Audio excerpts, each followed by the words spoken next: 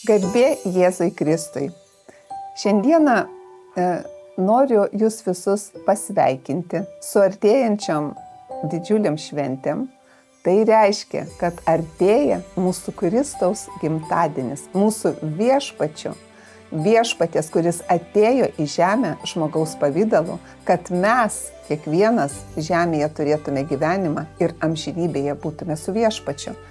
Aš buvau minėjusi dar vasarą, kad tikrai labai vertinu kiekvieną klausytoją, kiekvieną žmogų vertinu ir branginu, kuris ieško gyvo Dievo pažinimo.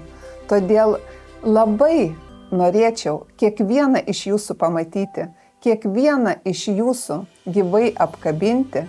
Todėl kviečiu lapkričio 30 dieną 13 valandą Vilniuje į Rotušės 27 restoraną Sparking Ocean.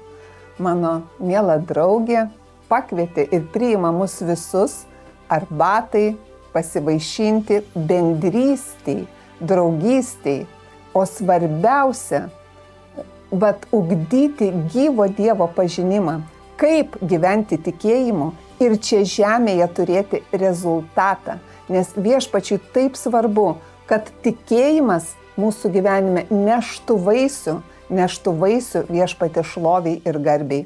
Lauksiu visų, lauksiu nuoširdžiausiai.